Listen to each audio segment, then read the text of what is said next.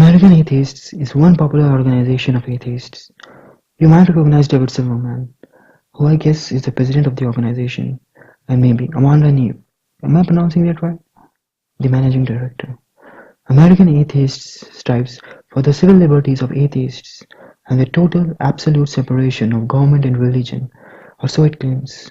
Moreover, they wish to create an environment where casual bigotry against their community is seen as abhorrent and unacceptable, and to promote understanding of atheists. An article dated 6 October 2017, titled "Atheists Outraged by Trump Administration's Expansion of Contraception Exemptions," shows why atheism's version of utopia is nothing short of Stalin's nightmare. Let us read what American Atheists National Program Director Nick Fish has to say.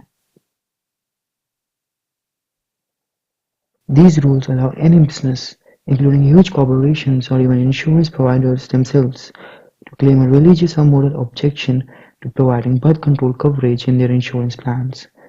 This is yet another giveaway to religious extremists who think their beliefs entitle them to special treatment.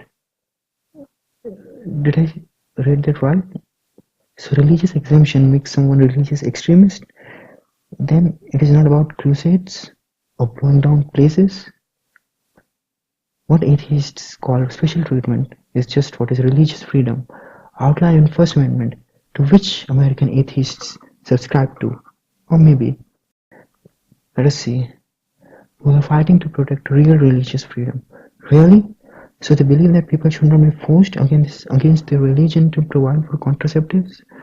Or maybe the only aspect of religious freedom they believe in is freedom from religion, because it suits their worldview.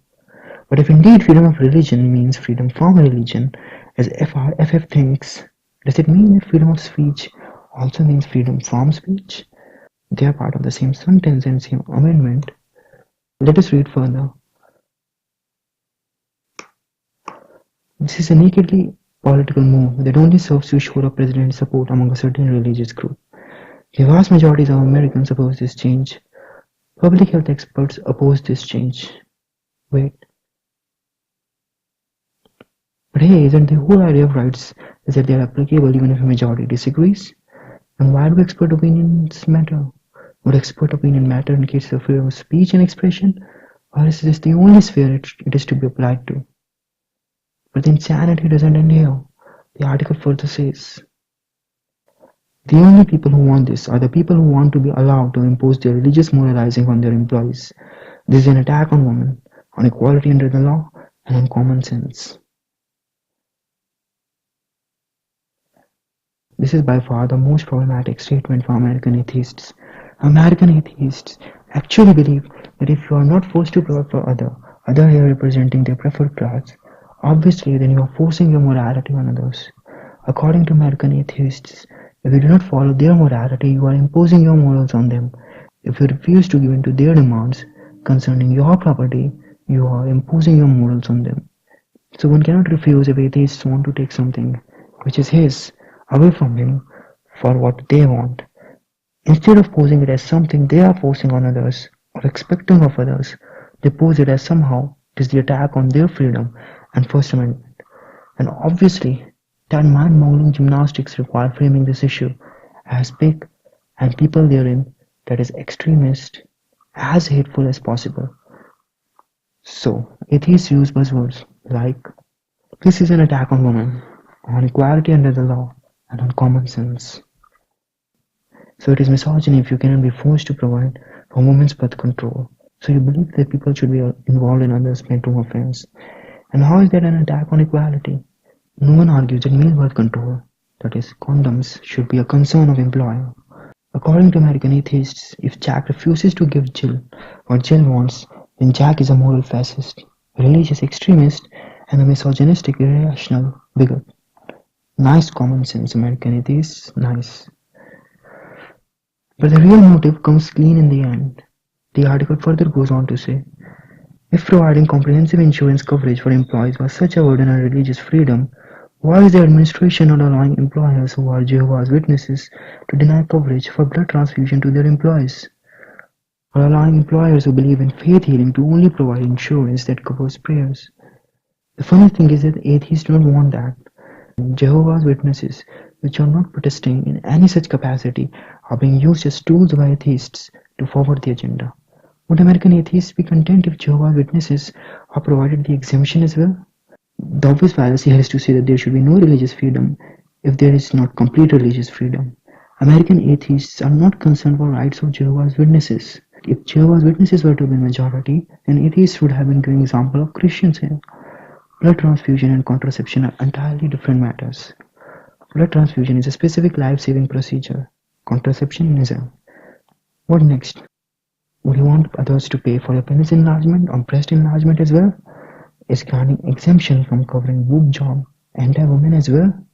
For many atheists, religious freedom is only a perverted means of forcing religion behind closed doors. While White House goes rainbow to celebrate sex and homosexuality, if President says the word God in an inaugural speech, it is insensitive to millions of people living in the country. Is this what we want?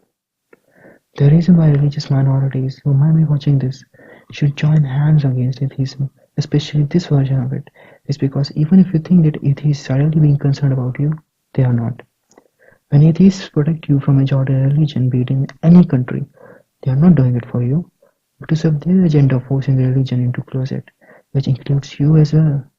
Any law can be made that curbs religious expression or violates your faith, and you cannot claim religious freedom or First Amendment, because that would be special privilege according to them, which is as absurd as claiming that if gun control advocates enact a law that bans guns, claiming Second Amendment is exercising special privilege, or claiming that you cannot be compelled to say Caesar, etc. under freedom of speech is exercising special privilege.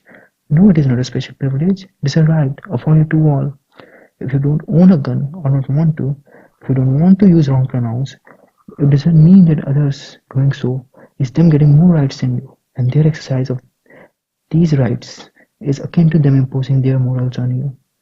What if they ban a burqa, a beard, or a yarmulke, or rosary, or praying in public? There is no religious freedom assured in atheism that is not assured in absolute theocracy. None. And to libertarians watching, is refusal to do someone's bidding imposing morals on them? Who is the one forcing others here? The religious employer refusing to provide contraception, or the employee forcing the employers to fund for birth control? Would the anti-religious libertarians accept now that lack of religion can also be extremely authoritarian? This is not a communist organization, nor Bernie Sanders' socialist organization, or Anita Sarkeesian's and Christy Winter's feminist one, not even a humanist one. This purely an atheist organization. Oh, and men, you better fund her contraception or you are a woman hater, misogyny, equality, and slavery. To all the people who believe in free market or capitalism, you surely know that this is not what is free market or capitalism. And people belonging to majority religion, you cannot escape this. The bounds of religious extremism are infinitely extending like the bounds of bigotry. There is no compromise, none ever to be achieved.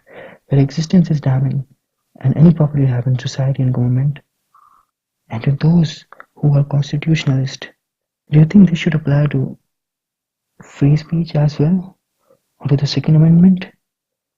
Is exercising them a special privilege? If one right falls down, so do all. And to all rest, who American atheists think to be without common sense, contraception is not equal to blood transfusion, and you don't need religion to say that, and you know that. Why this is akin to Stalin's nightmare? Because it views freedom in a completely perverted light, and this freedom is directed solely against religion. That religious cannot exercise even those freedom that should be available to perhaps all. And if they do, by some account, it is treated as them being fascists. They are hypocrites who are playing politics with women's health. Maybe, but you indeed are playing the game of social justice. And you know, that's gonna backfire on you.